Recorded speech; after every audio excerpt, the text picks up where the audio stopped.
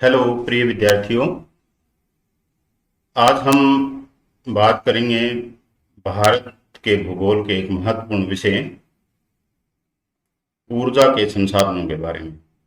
और उन ऊर्जा के संसाधनों में कोयला, पेट्रोलियम और जल विद्युत, परमाणु विद्युत ये महत्वपूर्ण ऊर्जा के संसाधन हैं। और पेट्रोलियम आज के आधुनिक युग में बहुत ही महत्वपूर्ण ऊर्जा के संसाधन के रूप में स्थापित है। तो पेट्रोलियम भारत में कहाँ पाया जाता है, कैसे पेट्रोलियम बनता है और कहाँ कहाँ इसका उपयोग होता है, इस सारी बातों का चर्चा आज हम इस लेक्चर में करेंगे। तो पेट्रोलियम की अगर हम बात करें तो पेट्रोलियम शब्द लैटिन भाषा के दो शब्दों से मिलकर बना है। पेट्रा जिसका अर्थ है चट्टान और ओलियम का मतलब है तेल, यानी चट्टानों से निकाला जाने वाला तेल। पेट्रोलियम पृथ्वी की चट्टानों से प्राप्त होने वाला तेल है, इसलिए इसको खनिज तेल कहते हैं। विद्वानों का विचार है कि पेट्रोलियम की उत्पत्ति जैव वनस्पति और जीव जंतुओं से हुई है। करोड़ों की संख्या में जो जीव जंतु महासागर में रहते थे वो मरते गए और चट्टानों में दबते गए। जो महासागर की गाद है, महासागर के अंदर जमने वाली जो कीचड़ है उसके अंदर दबते गए। और धीरे धीरे कालांतर में उन जीवों की जो डेड बॉडी थी, उन जीवों का के जो मृत शरीर थे, उनका ऑक्सीकरण और जो सड़न है वो रुक गया। ताप और दबाव में निरंतर वृद्धि होने के कारण जो जीव जंतुओं के शरीर की चर्बी थी उसका आंशिक आसवन हुआ, उसका परिवर्तन हुआ और वो परिवर्तन तेल और गैस के रूप में हुआ। यानी अगर हम पेट्रोलियम के कुएं खोदते हैं तो पेट्रोलियम के कुओं में पहले गैस निकलती है और उसके नीचे तेल मिलता है हमें। इस प्रकार पेट्रोलियम केवल परतदार चट्टानों में ही मिलता है। महासागरीय जो चट्टान है या धरातलीय चट्टान है वो सिर्फ परतदार जो चट्टानें होती हैं उनमें ही ज्यादातर जो पेट्रोलियम है वो पाया गया है। कई स्थानों पर पेट्रोलियम के साथ प्राकृतिक गैस भी मिलती है। पेट्रोलियम का उपयोग की अगर हम बात करें तो पेट्रोलियम का प्रयोग बड़े पैमाने पर 1860 के बाद शुरू हुआ। तब मनुष्य ने पेट्रोलियम से प्रकाश, ताप और शक्ति प्राप्त करना सीख लिया था। अंतर दहन इंजन का जब आविष्कार हुआ उससे पेट्रोलियम की खपत में बहुत ज्यादा वृद्धि होगी, क्योंकि इसका प्रयोग मोटर, कार, वायुयान, ट्रक और ट्रैक्टर आदि में प्रचुर मात्रा में होने लगा। जो परिवहन के साधन हैं उन परिवहन के साधनों में जो इंजन काम करता है वो अंतर्दहन इंजन है। उससे मतलब ऊर्जा मिलती है और ये सभी साधन जो हैं परिवहन के साधन हैं पेट्रोलियम के जो रूप हैं, चाहे वो पेट्रोलियम हो, चाहे गैसोलीन हो, चाहे डीजल हो, उससे ये चलाए जाने लगे। अब अधिकांश रेल के इंजन और जलयान भी जो पहले कोयले से चलते थे वो भी पेट्रोलियम से ही चलने लगे। पेट्रोलियम जब कुओं से निकाला जाता है तो उसमें कई प्रकार की अशुद्धियां मिलती हैं, रॉ मटेरियल होता है। अतः प्रयोग करने से पहले उसे शोधनशाला रिफाइनरी में शुद्ध किया जाता है और शुद्ध करते समय लगभग 5,000 से ज्यादा वस्तुएं बनती हैं, जिसमें शुद्ध पेट्रोल, डीजल, गैसोलीन, मिट्टी का तेल, ग्रीस और अन्य चिकने पदार्थ, बिटमन और गैस महत्वपूर्ण हैं। इन जो पदार्थ हैं इन पदार्थों का अलग अलग उद्योगों में प्रयोग किया जाता है। इस प्रकार पेट्रोलियम का प्रयोग उद्योगों में शक्ति के साधन और कच्चे माल के अतिरिक्त मशीनों को चिकना करने के लिए लुब्रिकेंट के रूप में भी किया जाता है। कृत्रिम रबड़, नया प्लास्टिक, रसायन उद्योग और अनेक प्रकार के जो श्रृंगार के साधन हैं, प्रसाधन हैं और सुगंधित वस्तुओं के निर्माण में पेट्रोल का बहुत अधिक मात्रा में प्रयोग किया जाता है। अगर पेट्रोलियम का लाभ देखें, सबसे बड़ा लाभ ये है कि ये उत्पादक क्षेत्रों से उपभोक्ता क्षेत्र, यानी जहां पैदा किया जाता है, जहां से ये निकाला जाता है और जहां इसको उपयोग करना है वहां तक पाइप लाइनों के माध्यम से और टैंकरों के माध्यम से आसानी से पहुंचाया जा सकता है। मतलब बहुत ज़्यादा इसका परिवहन का, जो पाइपलाइन के माध्यम से भेजने का परिवहन का खर्चा बहुत कम होता है। अतः इसका प्रयोग दूर स्थित इलाकों में भी किया जा सकता है। कोयले के साथ ऐसा नहीं है। कोयला एक भार ह्रासमान चीज है, और भार ह्रासमान होने के साथ साथ परिवहन जो व्यय है, परिवहन लागत बहुत ज्यादा उसकी होती है। इसके अतिरिक्त ये धुआं बहुत कम छोड़ता है, राख बिल्कुल नहीं होती, और अंतिम बूंद तक इसका प्रयोग किया जा सकता है। तेल के परिवहन में पाइपलाइनों का विशेष महत्व है। भारत में अगर खनिज तेल की की बात करें, भारत में खनिज तेल के खनन की बात करें, तो भारत में तेल की प्राप्ति सबसे पहले ऊपरी असम के माकूम क्षेत्र से सन 1867 में हुई, 1867 में, जब यहाँ 36 मीटर गहरा कुआं खोदा गया। खनिज तेल प्राय अवसादी चट्टानों या बर्फदार चट्टानों में पाया जाता है। तो भारत में खनिज तेल युक्त अवसादी चट्टानों का विस्तार लगभग 17.2 लाख वर्ग किलोमीटर क्षेत्रफल पर है। इसमें से 3.20 लाख वर्ग किलोमीटर जो क्षेत्रफल है वो महाद्वीपीय मगन तट है, यानी समुद्र तट के आसपास, जहाँ समुद्र शुरू होता है, समुद्र शुरू होता है और धरातल समाप्त होता है, या आप यूं कह सकते हैं धरातल के बाद जहां से समुद्र शुरू होता है वो क्षेत्र, जैसे जैसे हम समुद्र के आगे बढ़ते हैं, समुद्र के अंदर बढ़ते हैं, तो महाद्वीपीय मगन तट आता है, जो 200 मीटर की गहराई तक है। आपने पिछली क्लासों में पढ़ा होगा कि महाद्वीप के बाद महासागर शुरू होता है। तो महासागर के 4 भाग हैं। जैसे धरातल पर हम देखते हैं कि पर्वत पठार मैदान पाए जाते हैं, मुख्य स्थल रूप, इसी तरह से महाद्वीपीय मगन तट, महाद्वीपीय ढाल, सागरीय मैदान और महासागरीय खाइयां 4 मुख्य स्थल रूप हैं, बड़ी स्थलाकृति हैं महासागरीय तल पर। तो सबसे पहला जो भाग है वो महाद्वीपीय मगन तट है। उस महाद्वीपीय मगन तट पर लगभग 30.20 लाख वर्ग किलोमीटर क्षेत्रफल भारत का, जहां तेल निकाला जाता है या निकाला जा सकता है। शेष उत्तरी और तटीय जो मैदानी भाग, तटवर्ती जो मैदान है उत्तरी भागों में, और तटवर्ती जो मैदानी भाग हैं, तेल धारी जो परतों वाले, या जिसकी हम बात करें अवसादी जो चट्टाने हैं, उन अवसादी चट्टानों वाले 13 महत्वपूर्ण बेसिन हैं, जिनको हम 3 भागों में बांट सकते हैं। कैम्बे बेसिन ऊपरी असम का, और बंबई अप तटीय क्षेत्र। ये 3 महत्वपूर्ण क्षेत्र हैं। आप यूं कह सकते हैं कि गुजरात, महाराष्ट्र के आसपास का क्षेत्र और असम, 3 महत्वपूर्ण जो स्टेट हैं, उन स्टेट के आसपास का जो क्षेत्र है, किसी में मतलब धरातलीय भाग है और किसी में तटीय भाग है, तो किसी में अपतटीय जो क्षेत्र हैं। तो उन क्षेत्रों में 13 महत्वपूर्ण बेसिन हैं। उन 13 महत्वपूर्ण बेसिनों को हम 3 भागों में विभाजित किया। अब हम अगर बात करें स्टेट की, दूसरे स्टेटों की, तो राजस्थान कावेरी कृष्णा गोदावरी बेसिन, अंडमान, बंगाल और हिमालय पाद पहाड़ियां, गंगा घाटी, त्रिपुरा, नागालैंड, वल्ले मेखला के बारे में ये मतलब ज्ञात हुआ है कि यहाँ भी तेलधारी परतें पाई जाती हैं, परंतु अभी तक यहाँ वाणिज्यिक रूप से उत्पादन शुरू नहीं हुआ, या आने वाले समय में आप ये कह सकते हैं कि यहाँ से पेट्रोलियम जो है वो निकाला जा सकता है। कच्छ, सौराष्ट्र, केरल का कोंकण क्षेत्र, महानदी में ऐसी भूवैज्ञानिक संरचनाएं पाई जाती हैं जहां से तेल प्राप्त किया जा सकता है। तो ये सारे जो क्षेत्र हैं हमारे उत्पादन के भावी प्रदेश हैं।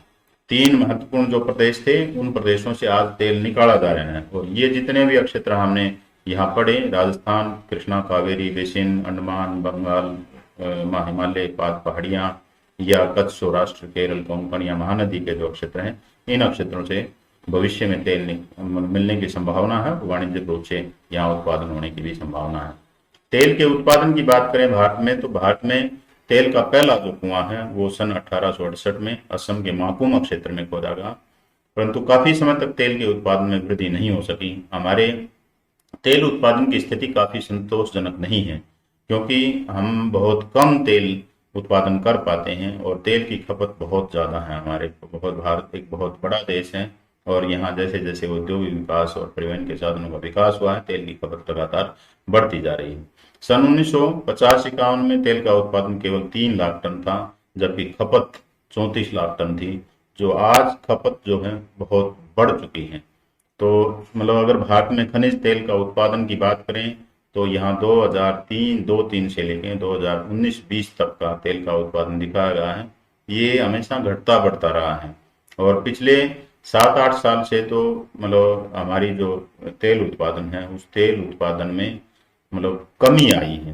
तेल उत्पादन में कमी आई है, जैसे आप यहाँ देख पा रहे होंगे कि 2011-12 में 38,90 टन हमने पैदा किया था।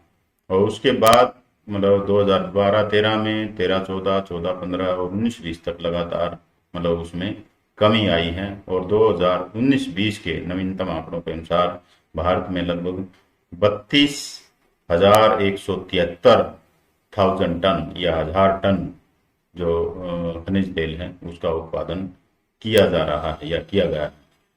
भारत में तेल के वितरण की अगर बात करें तो भारत में तेल मुख्य रूप से 3 जो क्षेत्र हैं उन 3 क्षेत्रों में पाया जाता है। इसकी पहले भी हमने चर्चा की थी। असम के तेल क्षेत्र, गुजरात के तेल क्षेत्र और अरब सागर के अपतटीय जो क्षेत्र हैं, ये मुख्य तेल क्षेत्र हैं। असम के तेल क्षेत्रों की बात करें तो असम भारत का सबसे पुराना तेल उत्पादक राज्य है, क्योंकि सबसे पहले असम के माकुम क्षेत्र से ही तेल के कुएं खोदने की शुरुआत हुई। 1990-91 में असम से लगभग 58 लाख टन तेल प्राप्त किया गया, जो भारत के कुल उत्पादन का लगभग 8% है। असम के तेल उत्पादक क्षेत्र इस राज्य के उत्तरी पूर्वी किनारों से ब्रह्मपुत्र और मरमा घाटियों के पूर्वी किनारों पर लगभग 320 किलोमीटर लंबी पेटी में मिलते हैं।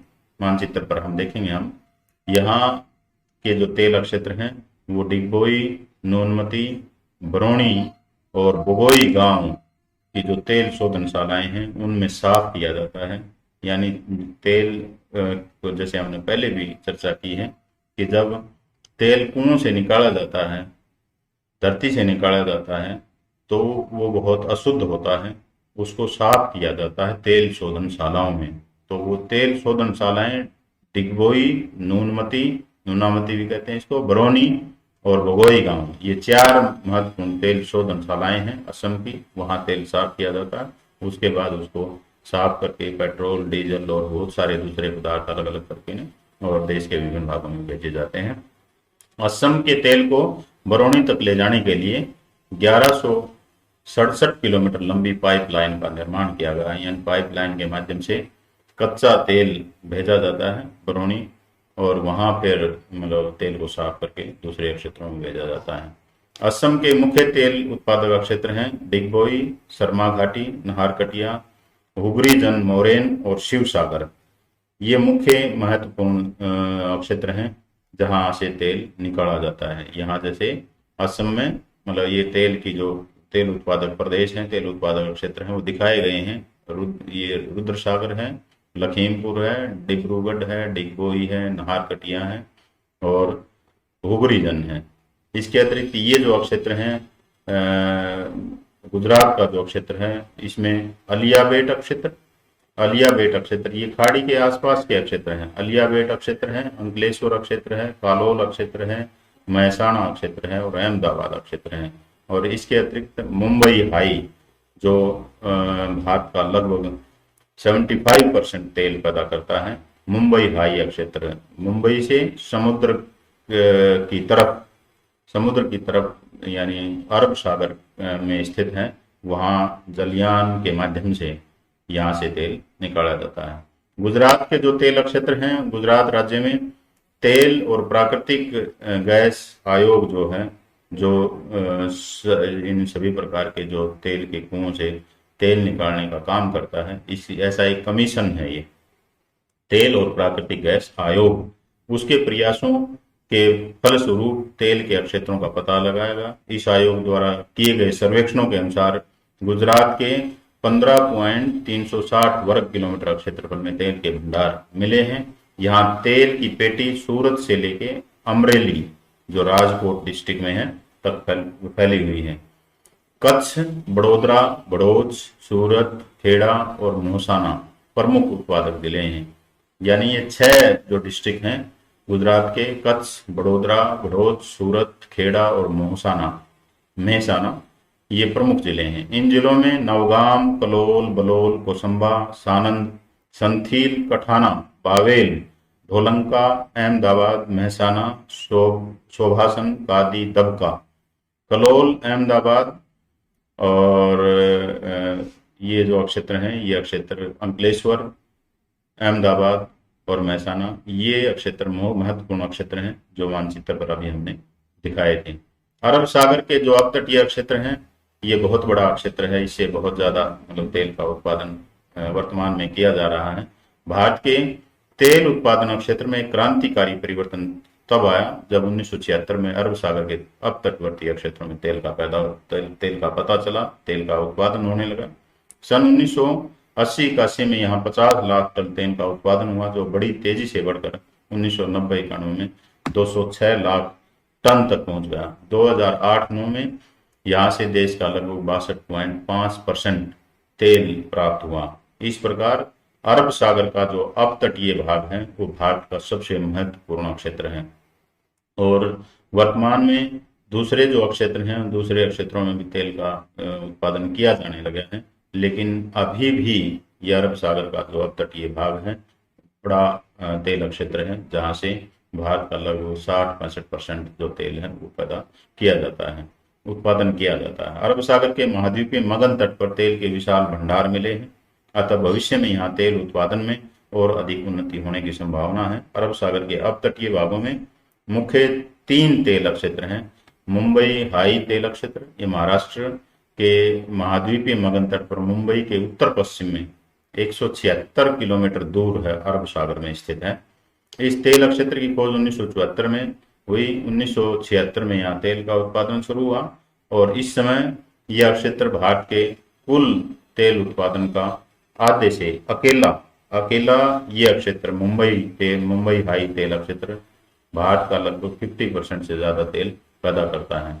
यहाँ मायोसिन युग की तेल युक्त चट्टानें 2500 वर्ग किलोमीटर क्षेत्रफल में 80 मीटर की गहराई तक फैली हुई हैं। यहाँ समुद्र पर तैरते हुए विशाल जलयान की सहायता से, क्योंकि समुद्र में से खनन करना है, समुद्र में तेल के कुएं हैं, तो यहाँ एक विशाल जलयान समुद्र के अंदर खड़ा करके उससे दोहन किया जाता है, उससे तेल के कुएं खोदे जाते हैं और वहां से तेल निकाल के ने और बड़े बड़े जो जलयान हैं उनके माध्यम से समुद्री तट पर और समुद्री तट के बाद देश के भीतरी भागों में यहाँ पहुंचाया जाता है। यहाँ यह एक प्रकार का जल में बना हुआ प्लेटफार्म है। जो जिस जलयान की हम बात कर रहे हैं वास्तव में एक जल में ही एक प्लेटफार्म बना गया है, जिसे सागर सम्राट कहते हैं। कई बार ये क्वेश्चन भी पूछा जाता है छोटे क्वेश्चनों में कि सागर सम्राट क्या है। तो सागर सम्राट जल में विशाल जलयान के माध्यम से एक ऐसा प्लेटफार्म बना गया है जिससे मुंबई हाई जो तेल क्षेत्र है उससे तेल निकाला जाता है। मुंबई हाई में तेल के विशाल भंडार हैं और यहाँ पर तेल के उत्पादन का भविष्य भी उज्जवल है, यानी और भी ज्यादा मात्रा में तेल यहाँ मिलने की संभावना है। बसीन तेल क्षेत्र, यह मुंबई हाई के दक्षिण में स्थित है। इसकी खोज मतलब अभी हुई है, अभी हाल में पिछले 5-7 साल से हुई है और यह जंजीबार से 48 किलोमीटर की दूरी पर है। जंजीबार से 48 किलोमीटर की दूरी पर है और यहाँ 1900 मीटर की गहराई पर तेल के विशाल विशाल भंडार मिले हैं, काफी गहरे हैं। यहाँ के 2 या 3 कुओं का जो उत्पादन है वो बम्बई हाई के 16 कुओं के बराबर होगा, यानी काफी अधिक मात्रा में तेल यहाँ से निकाला जा सकता है और उत्पादन जो है वो शुरू हो गया है और जल्दी ही मुंबई हाई का जितनी इम्पोर्टेंस है तेल क्षेत्र में, पेट्रोलियम उत्पादन क्षेत्र में, उससे भी कहीं बढ़ के ये बसीन तेल क्षेत्र होगा। अलियाबेट तेल क्षेत्र ये गुजरात में है। गुजरात में भावनगर के 45 किलोमीटर पश्चिम में खंबात की खाड़ी में, गुजरात के तटवर्ती क्षेत्र में महाद्वीपीय मगन तट पर अलियाबेट द्वीप पर स्थित है। खंबात की खाड़ी में अलियाबेट छोटा सा द्वीप है, उस द्वीप पर स्थित है और यहाँ पर तेल के विशाल भंडारों का पता चला है। यह क्षेत्र भारत के तेल की खोज कार्यक्रम में क्रांति ला देगा, यानी बहुत ज़्यादा यहाँ संभावना है और शीघ्र ही यहाँ का उत्पादन होने की तेल का उत्पादन शुरू होने की संभावना है। यहाँ से तेल का उत्पादन शुरू होगा। लेकिन फिर भी अगर हम कहें कि भारत का जो तेल उत्पादन है वो बहुत कम है, भारत की तेल खपत बहुत ज़्यादा है, इसलिए हमें बहुत अधिक मात्रा में दूसरे देशों से आयात करना पड़ता है। अन्य क्षेत्र गंगा के जहाँ तेल, अन्य क्षेत्र जहाँ से पेट्रोलियम निकाला जा सकता है, संभावना है। गंगा के मैदान की अवसादी चट्टानों में तेल के विशाल भंडार मिलने की संभावना है। राजस्थान की अवसादी स्थलों में अधिक तेल मिलने की संभावना नहीं है, लेकिन यहाँ पर गैस के भंडार मिलने की आशा ज़्यादा है। हिमाचल प्रदेश, पंजाब और जम्मू कश्मीर में लगभग 1 लाख वर्ग किलोमीटर क्षेत्रफल पर तेल प्राप्त होने की आशा है। हिमाचल प्रदेश में ज्वालामुखी क्षेत्र से तेल प्राप्त होने की बड़ी संभावनाएं हैं। यहाँ 800 मीटर की गहराई पर गैस प्राप्त हुई है। इसके अतिरिक्त धर्मशाला और बिलासपुर जो डिस्ट्रिक्ट हैं उसमें भी तेल मिलने की संभावना है। यानी संभावित क्षेत्र भारत में बहुत ज़्यादा हैं तेल के, और जब भी यहाँ से तेल उत्पादन शुरू होगा तो निश्चित रूप से भारत के तेल उत्पादन में वृद्धि होगी। पंजाब के होशियारपुर, लुधियाना और दसूआ क्षेत्रों में भी तेल उपस्थित हैं। जम्मू के मूसलगढ़ में भी तेल मिलने की, मूसलगढ़ क्षेत्र है उसमें भी तेल मिलने की संभावना है। तेल के अंतर्राष्ट्रीय व्यापार की अगर बात करें, जैसे हम अभी भी बात कर रहे थे कि भारत में जो तेल है पैदा बहुत कम होता है और आवश्यकता बहुत ज़्यादा है, खपत बहुत ज़्यादा है। तो सिर्फ हम अपनी आवश्यकताओं का सिर्फ 5-7% ही तेल उत्पादन कर पाते हैं, बाकी जो तेल है वो विदेशों से आयात करना पड़ता है। इसके पश्चात तेल के उत्पादन और उसकी मांग में जैसे जैसे मतलब हम लगातार विकास की ओर बढ़ रहे हैं, विकासशील देश से विकसित देश बनने की ओर जा रहे हैं, तेल की खपत लगातार बढ़ रही है। परिवहन के साधनों में और उद्योगों में, रेलवे और जलयान को चलाने में बहुत ज़्यादा तेल की जो खपत है वो बढ़ी है। तो इसलिए बड़ी तीव्र मात्रा में इसकी मांग में वृद्धि हुई है। भारत अधिकांश जो तेल है वो सऊदी अरब, ईरान, इराक, संयुक्त अरब अमीरात, म्यांमार और इंडोनेशिया और वेनेजुएला से आयात करता है। भारत के कुल आयात का लगभग 21% सऊदी अरब से, 16% इराक से, 15.4% ईरान से और 4.5% संयुक्त अरब अमीरात से मंगाया जाता है, और बाकी म्यांमार, इंडोनेशिया और वेनेजुएला से भी हम आयात करते हैं।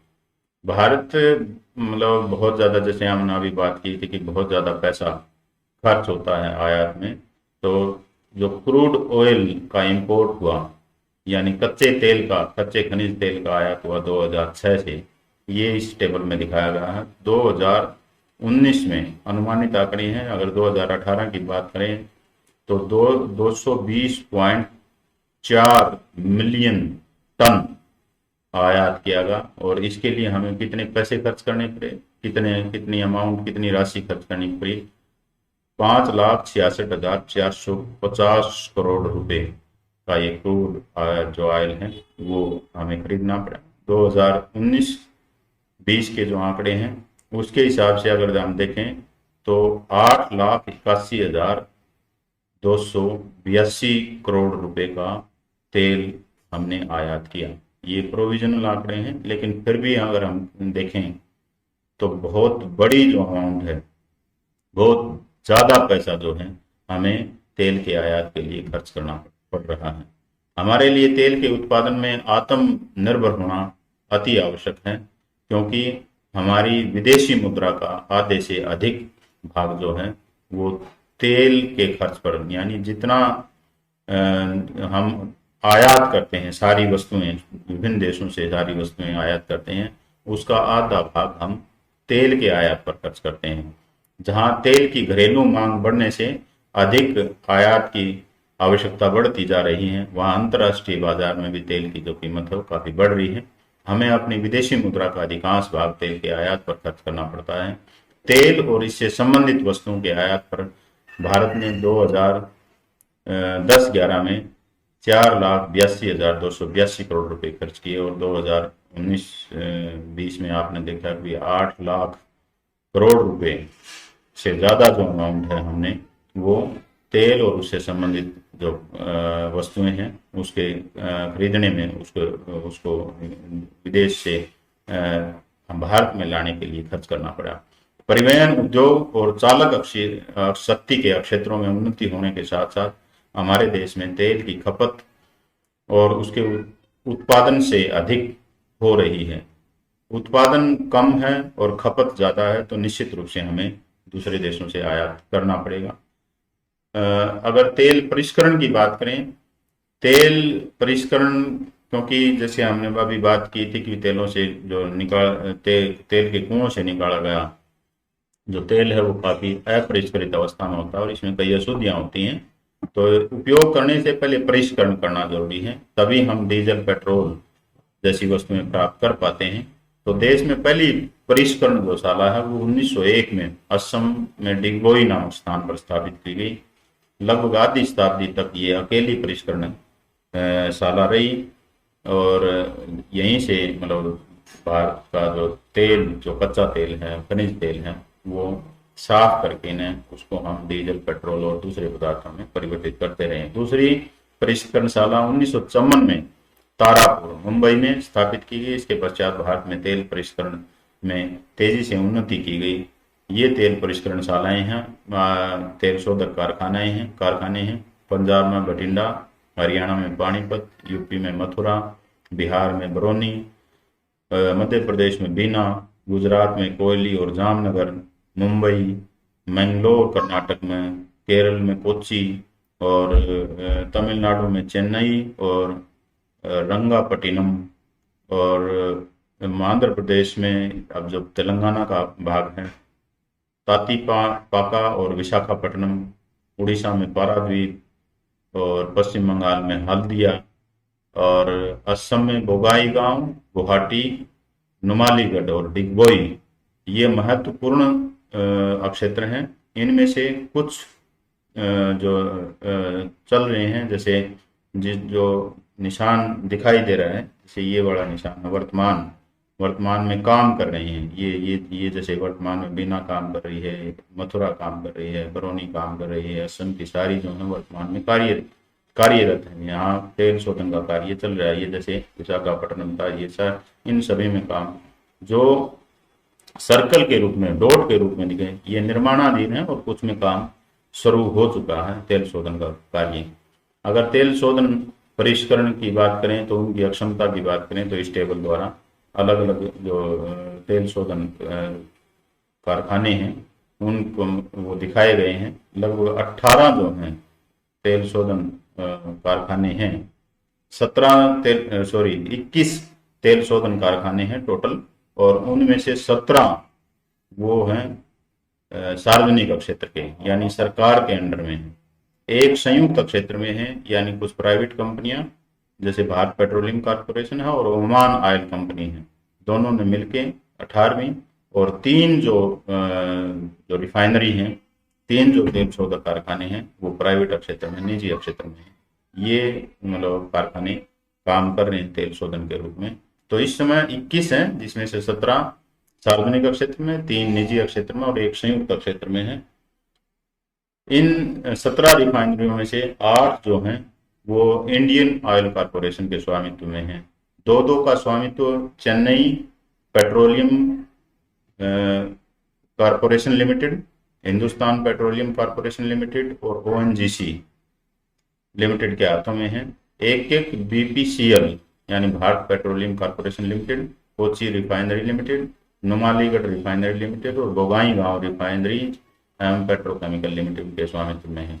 निजी क्षेत्र की रिफाइनरीज रिलायंस इंडस्ट्री।